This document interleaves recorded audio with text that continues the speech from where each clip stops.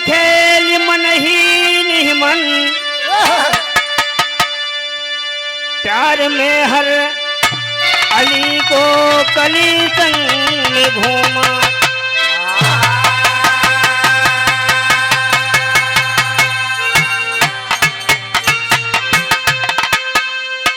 तो हर जीवों का जोड़ा परस्पर मिला, काम क्रिया कला में सभी रंग घूमा।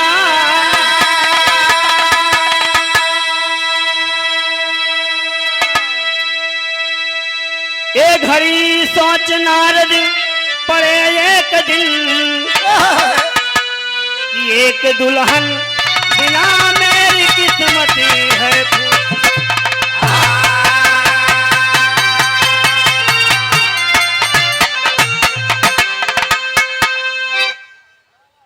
नारद जी एक दिन बाबूजी विचार किए कि हर आदमी का जोड़ा, पशु पंछी का जोड़ा, सबका जोड़ा बना है। इतने मकान नारद रहन कि उनके जोड़ा ना बने।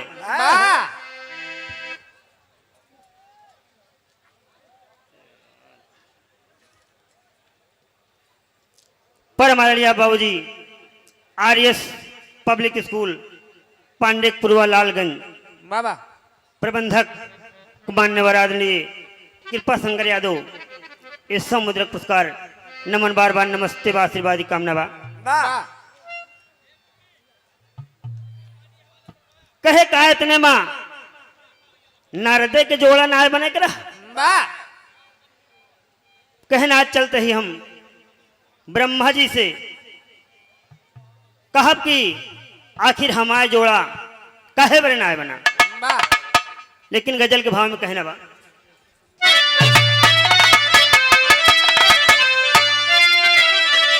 कहना मास्टर, अरे गोरिया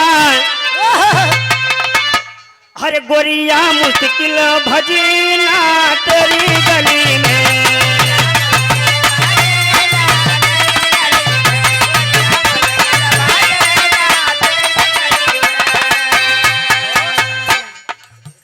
गोरिया मुश्किल भजीना तेरी गली तेरी गली तेरी गली में।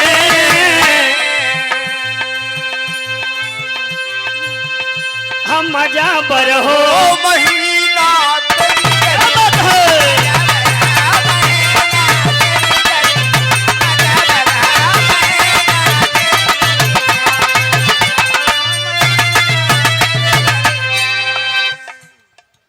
इसी भाव में कहना बाबूजी। नारद जी लाचार होकर चल देते हैं, कहते हैं चलते हैं हम पिताजी से, कहते हैं का सबके जोड़ा बनाया, इतने में हमार जोड़ा काहे नहीं बनाया।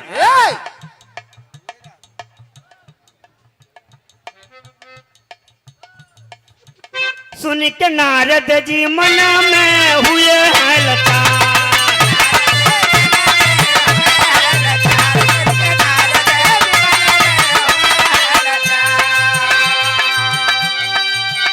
सुन के नारद जी मन में हरे हुए हैं लाचार। पर हमारे आप बाबूजी अयोध्या प्रसाद यादव ये भसारी कला की तरफ से गणेश पुरवा की पावन सरजमी से 101 मुद्रा पुरस्कार नमन बार बार नमस्ते बा आशीर्वादी कामना बा।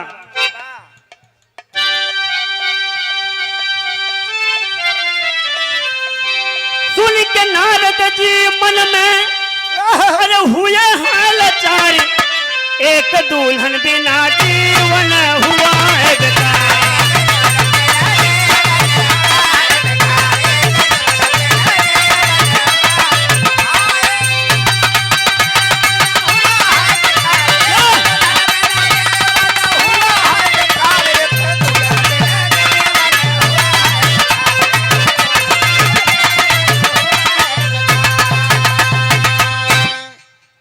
नजम के भाव में कह रहा हूं मास्टर,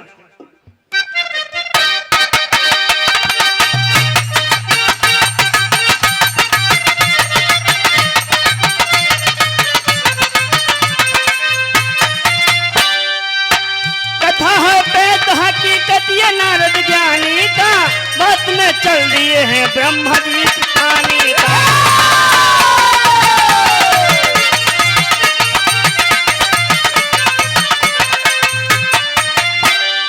घूमा मृतलोक देखा बनल सबका जोड़ा है, कहे नारद की ब्रह्मा हमें अकेले छोड़ा है।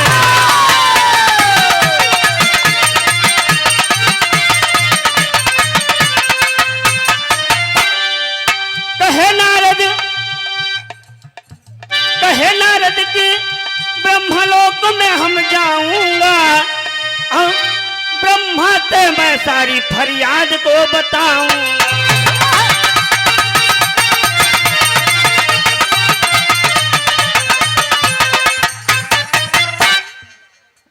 नारद जी अत्यंत क्रोधित हो गए बाबूजी, और क्रोध में चल दिए। कहते हैं कि हम चलते ही ब्रह्मा जी से कहते भी अपन बीड़ा सितार धरा, अब हमका एक थी दुल्हन चाहिए। लेकिन कहना मास्टर पचरा के भाव में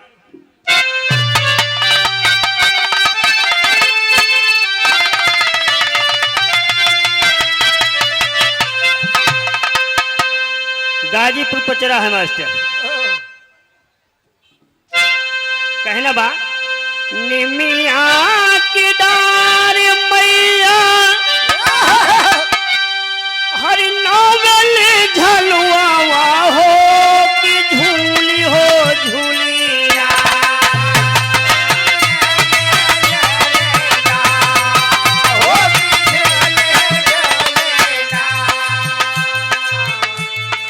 मैया मोरी गावेली गीतिया हो कि झूली हो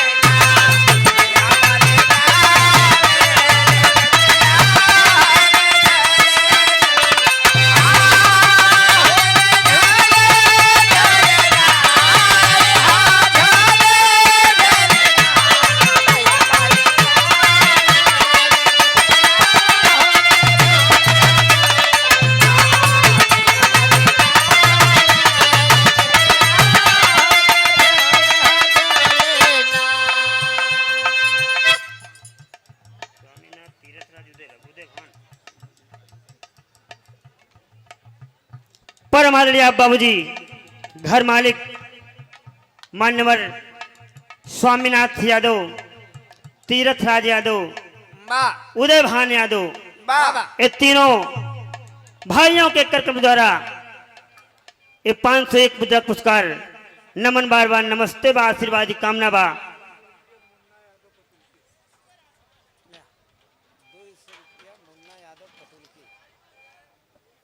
परम आदरणीय बाबूजी मुन्ना यादव पतुल्की की 5 सरजमी से ये 500 के नोट से 201 मुद्रा पुरस्कार नमन बार बार नमस्ते बा आशीर्वाद की कामना बा।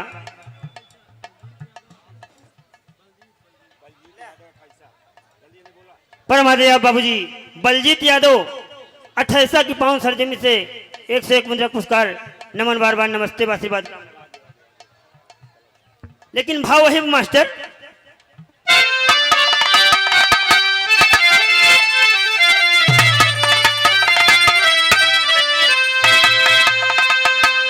कालियन की डारिया पे हर कैल पर जोरी हो कि बारी बारी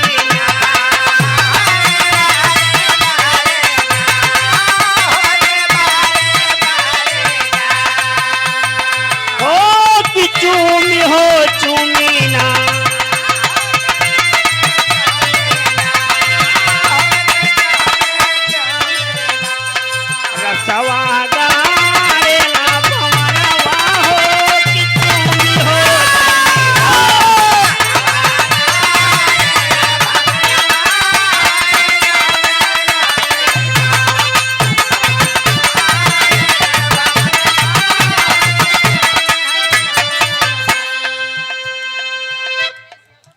नारद बाबूजी परम आदरणीय बाबूजी राम नरेश यादव त्योहारिक पूर्वक 5 सरजमी से वाह 101 मुद्रक पुरस्कार वाह नमन बार बार नमस्ते बा आशीर्वाद कामना बा इसी भाव पे दिए। नारद जी मन में सोचते हुए चल दिए।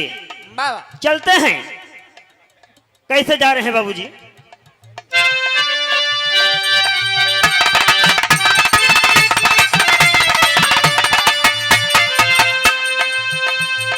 सोचे भर नजरिया मुनि जी देखे चारों ओरिया।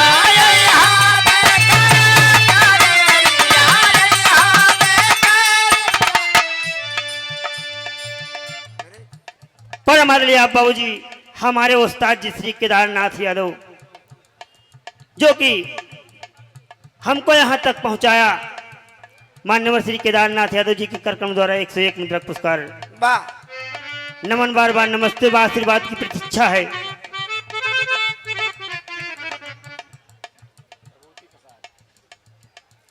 पर हमारे लिए आप हमारे दादाजी भभूति प्रसाद यादव जी रायपुर छिवैया 5 सरजमी से 101 मुद्रक पुरस्कार नमन बार बार नमस्ते बा आशीर्वादी कामना बा।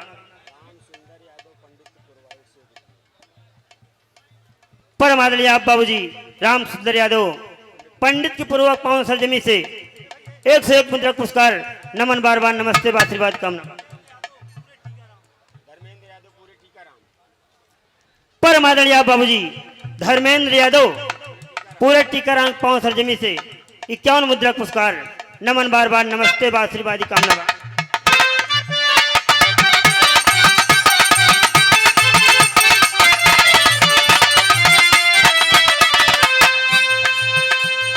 सोचत भर नजरिया मुनि जी देखे चारों ओरिया।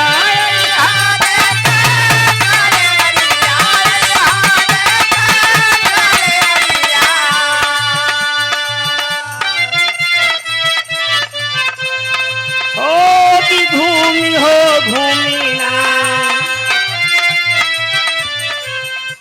तो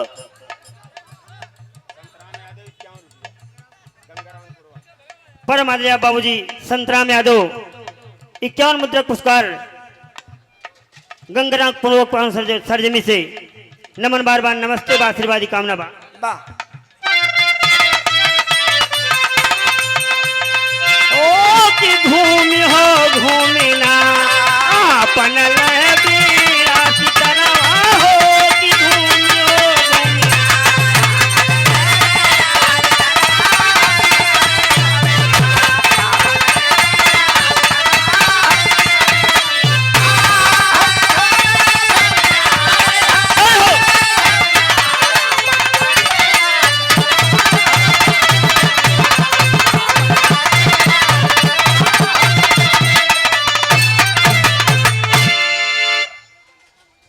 बीड़ा सितार बाबूजी अपन लेकर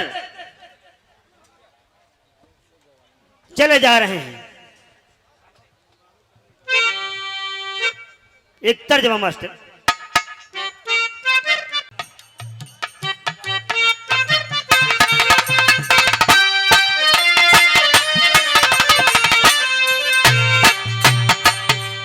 एकदम सही बात। जब से गवानवा के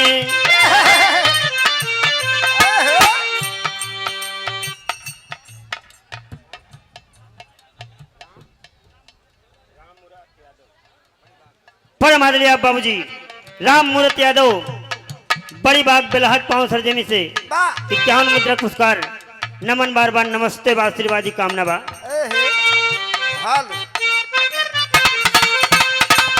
भाव रहे हैं जब से गवानवा के दिनवा धराई रातिया नींद आवई जहाँ पियरा।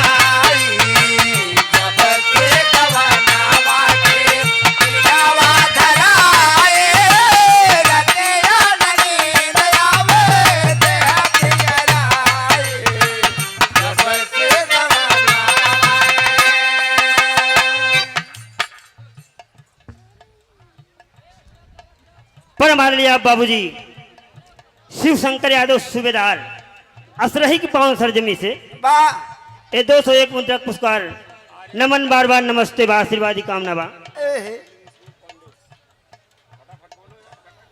परमादि आप RS public school Pandepurwa Lalganj 100 मुद्रक पुरस्कार नमन बार बार नमस्ते बा आशीर्वादी कामना।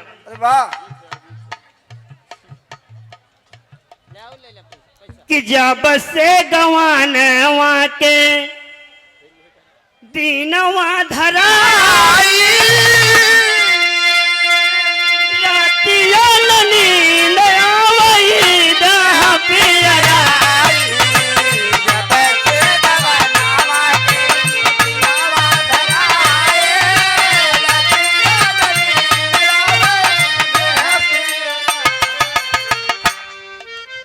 परम आदरणीय बाबूजी ये द्वारिका प्रसाद यादव रायपुर छिवैया पावन सरजमी से 100 मुद्रक पुरस्कार नमन बार बार नमस्ते आशीर्वाद।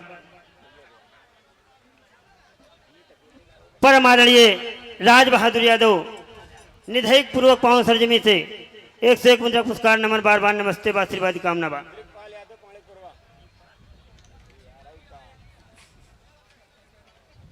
हाँ बाबूजी दिलीपाल यादव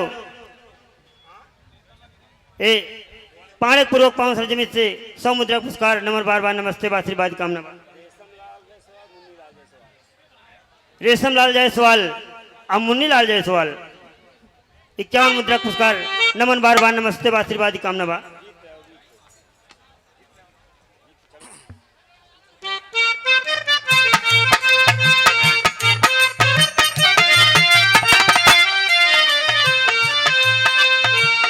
नारद जी मृतलोक से बाबूजी चलते हैं देखते हुए कि देख मृतलोक में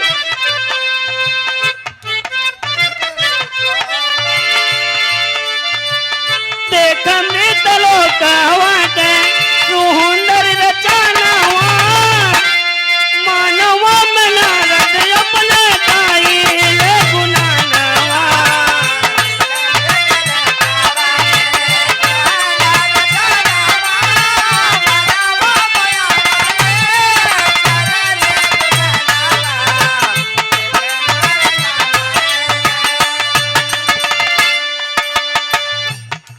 कहें कि एक दुल्हन बिना मोरा सुन संसार हो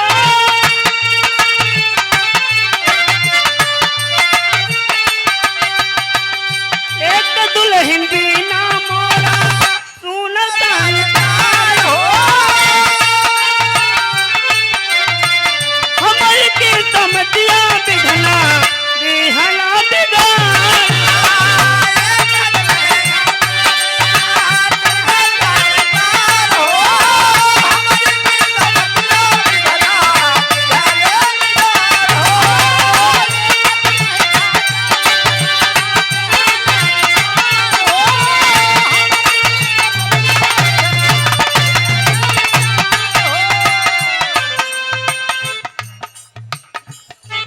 जाके पहुंचे ब्रह्मा लोक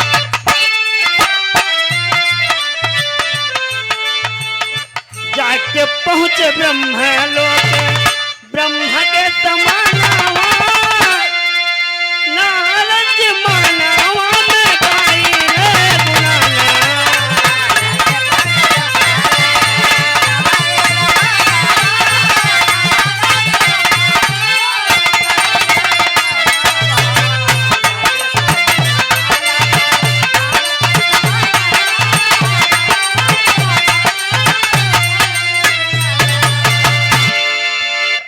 नारद जी बाबूजी चले जा रहे हैं अपन बीड़ा सितार लिए घूमते हुए पहुंच गए ब्रह्मा जी के पास। अब पहुंच गए तो एक तर्जमा मास्टर हर नरमी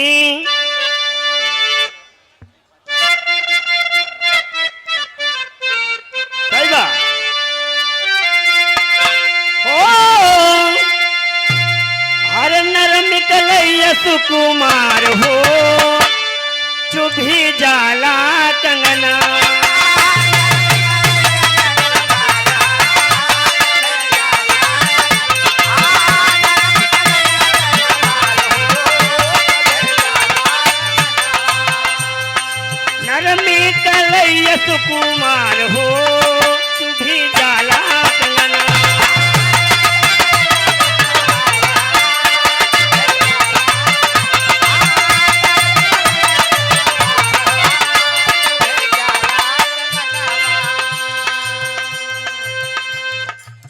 भाव में नारद जी ब्रह्मा जी से कहता है,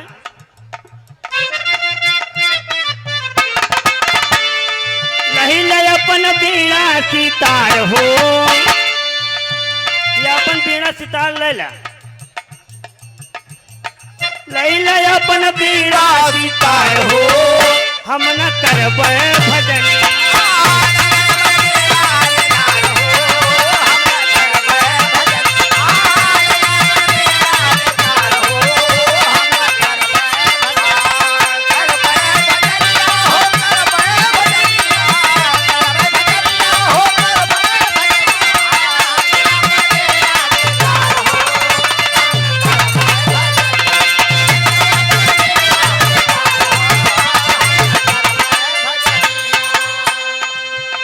हरि नारद बोले बतियाती खार हो, नारद बोले बतियाती खार हो, हम न करबै भजन।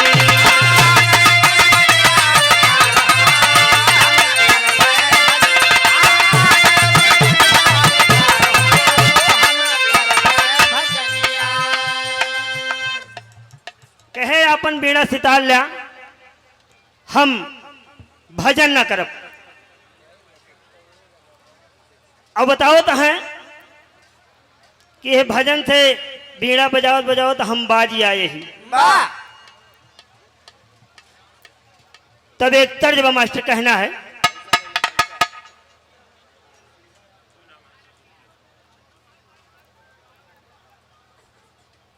हाँ देखे मान्यवर सुशीला यादव हर्षपुर असम की पावन सरजमी से 51 मुद्रक पुरस्कार नमन बार बार नमस्ते बा आशीर्वादी कामना बा।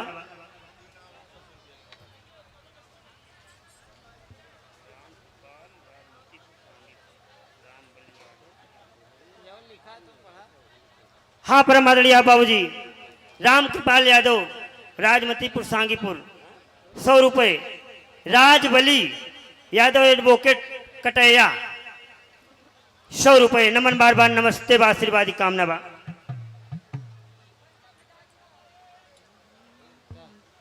कहना बा, हरियाई लो बसंती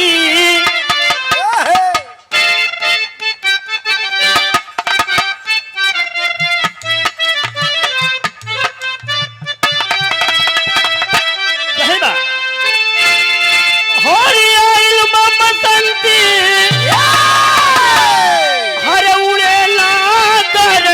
हो हमारी देहिया भैला पिया रहाती हो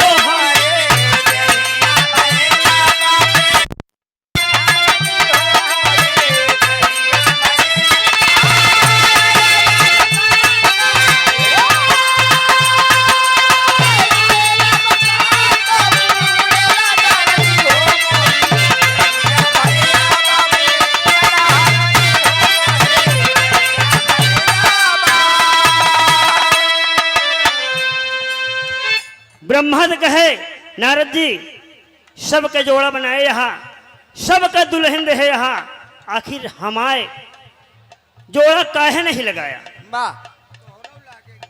नारद जी से ब्रह्मा जी बताओ तो हैं बाबा इसी भाव में,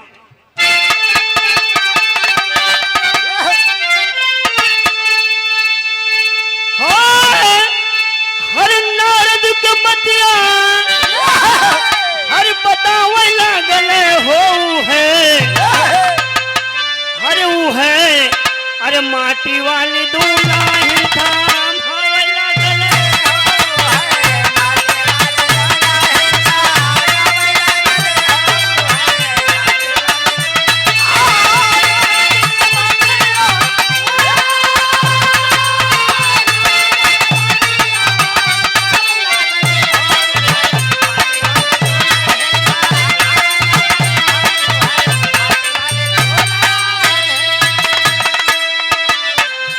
नारद जी से ब्रह्मा जी बताओ तो कहा था है, ये गाने का शीर्षक भी यही होगा बाबूजी, करामाती दुल्हन। पतान तो उनका एक थी ब्रह्मा जी माटी वाली दुल्हन बाबूजी हालो थमहावे लागे हालो क्यों है हर माटी वाली दुल्हन थमहावे लागे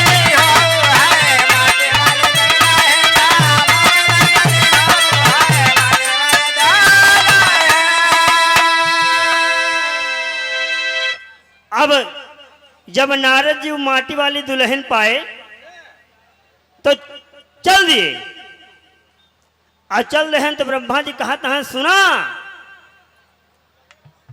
अरे हम विशेषता बा विशेषता जान लिया ये दुल्हन में का खासियत बा नहीं तो जान न पाओगे तो गड़बड़ाए जे तो बताओ कहाँ है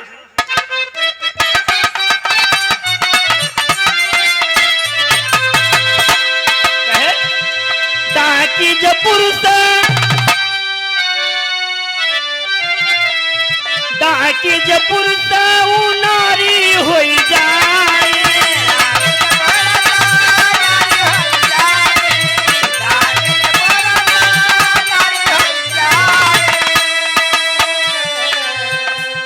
कहे डाकी जब पुरुष नारी हो जाए नारी होते वो करेगा न भर ही जाए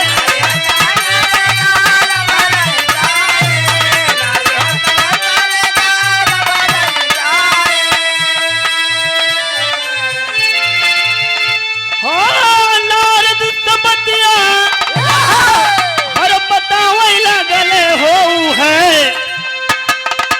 हर वो है माटी वाली दुल्हन थमहावे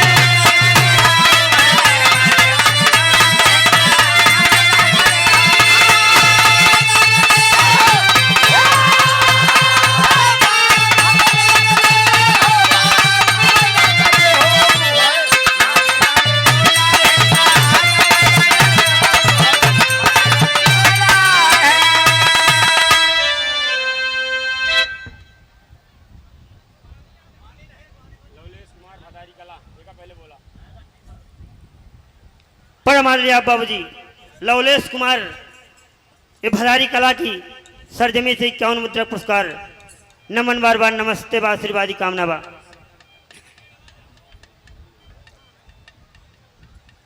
पर हमारे लिए लालचंद्र पटेल दस्तावेज लेखक ग्राम थरिया की 5 सरजमी से 1 मुद्रा पुरस्कार नमन बार बार नमस्ते बा आशीर्वादी कामना बा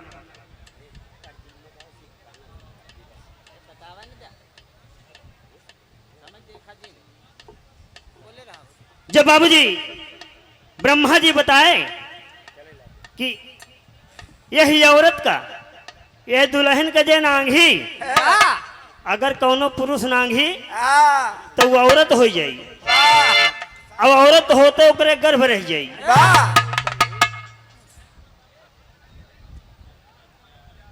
तो बाबूजी अब नारद जी वो दुल्हन लहन तो बड़े सोच में बाबूजी पड़ गए कि अब एका हम रखब तो कहाँ रखब कतो हवा है न डगमगाई जाई तिकतर जब मास्टर सही हो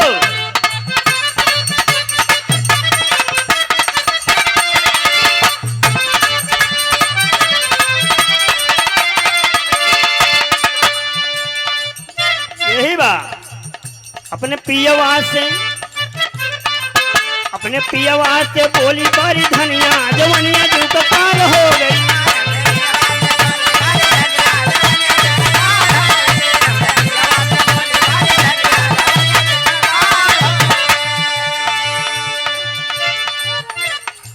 इसी भाव में बाबूजी नारद जी सोच में पड़े हैं लेकिन नारद चले हैं दुल्हनिया दुल्हनिया जो कपाल हो गई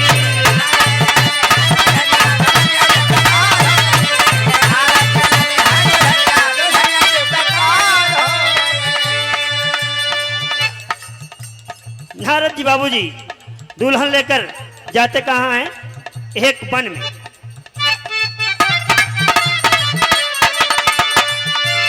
लेके दुल्हन नारद बनवा में जाई।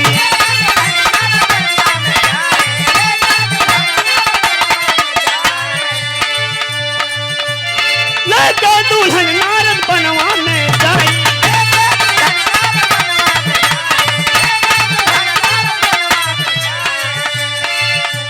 कहने लगे वही कुटिया बनाई।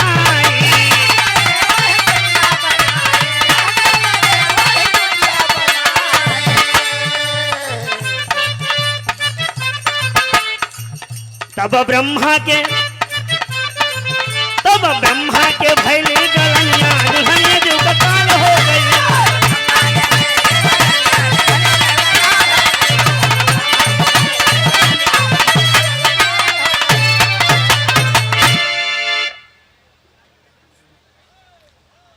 अब नारद जी वन में चला गए। बाबूजी वन में पहुंचे, एक कुटिया बनाकर वहीं कुटिया पे पर रहने लगे। और हर ब्रह्मा जी सोचता है कि नारद जब से दुल्हन ले गए तब से हम दर्शन ना आए। अब बाबूजी ब्रह्मा जी बड़े सोच में पड़े।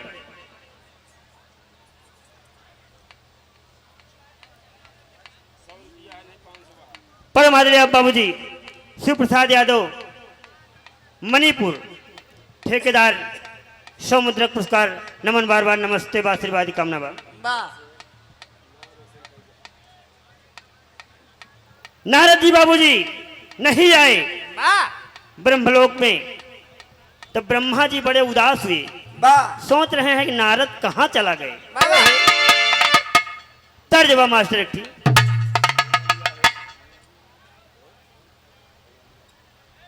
हरि तोहरा में बसे राजा हमारा